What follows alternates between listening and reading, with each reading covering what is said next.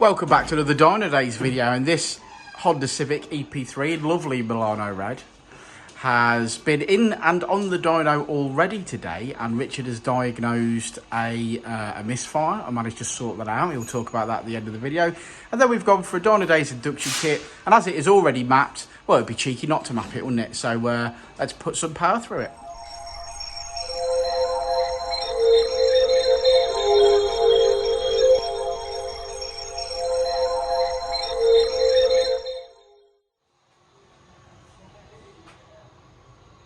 Big boy.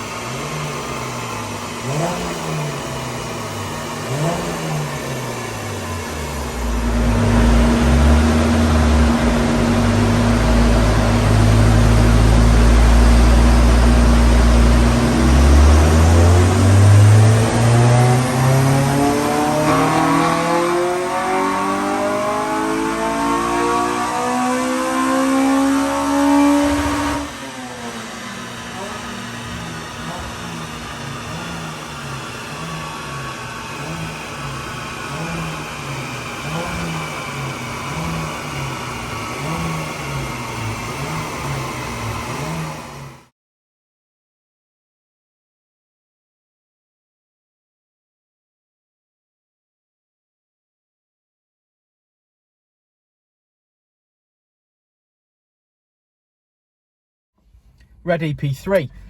I'm just gonna move the dangler. Ooh, a bit of a dangly. We'll leave that one though, because that's his car. That's actually his car. Yeah. I like it. We're outside in the sunshine. Yeah, well, we didn't finish a video yesterday. Daniel had to go to the dentist, so we didn't quite get a chance to finish it. So we'll do it today or this morning. But obviously the conversation's still the same, isn't it? Yes. So it came in. This car was actually booked in for a sort of diagnosis of a problem at 7,000 RPM. Yeah, it was very vague, but obviously the customer's given as much information as he could. He said he was getting absolutely sick and tired of having a misfire, random misfire, higher RPM. Wasn't always at the same RPM, didn't always happen at the same time. Sometimes it would happen, sometimes it wouldn't happen, so a proper random one.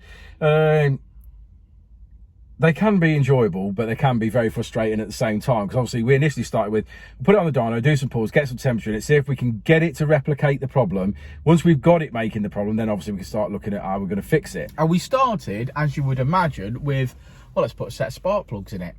And lo and behold, yeah, it actually seemed as if we'd cured that problem. It did, and this is the problem. This is the problem with an intermittent problem, isn't it? Ran it on the dyno, got it to have the problem. So at that point, we're like, right, okay, we can see what the customer means. That's not a problem. Let's put it on the dyno. Let's put it on the ramp. Let's put a set of plugs in it, because that's obviously where you're going to start. Check the plugs. Didn't look new, so we're like, right, we'll fit a new set. Put it back on the dyno. Tried that. Still had the random misfire. After probably 10 or so minutes of being on the dyno, it started coming back again.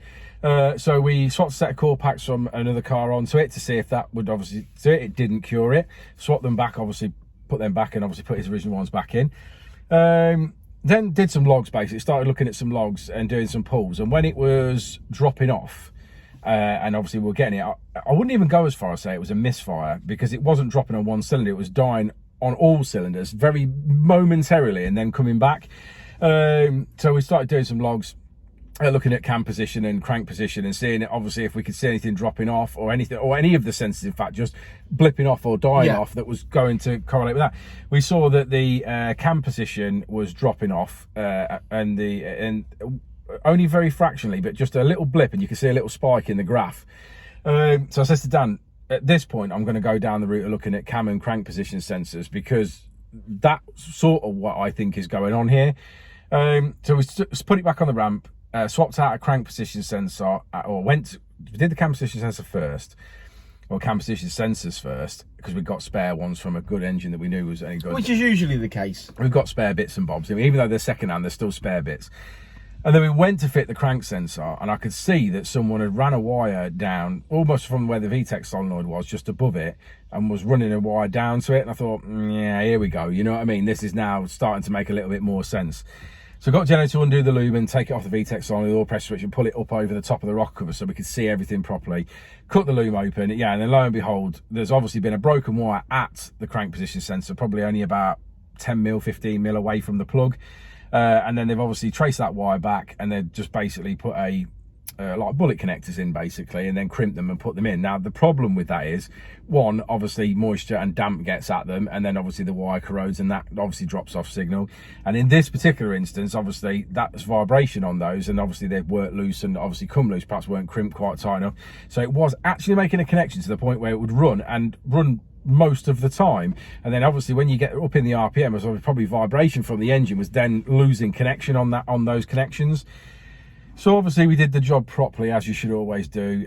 Took them off, soldered the joints, heat shrink the joints, taped it all back up with a nice bit of conduit, put it all back properly, so that should obviously not be a problem. Then I realised obviously that it was really low on fuel, like the fuel light was on. So I went and put some fuel in it, put it back on the dyno last night, and basically did some tuning and mapped it. The customer said if you can get it to not misfire, then obviously you can tune it. This has already got a K100 in it, and all was already tuned by a reputable company. So what we've done is we've tuned that. We made a little bit, not obviously massive gains as you would expect. Couple of brake horsepower at peak, but some in the mid-range. Yeah, some in the mid-range, to be fair. We made about 15 wheel horsepower, really, overall, which is pretty good, I think, considering it was already tuned.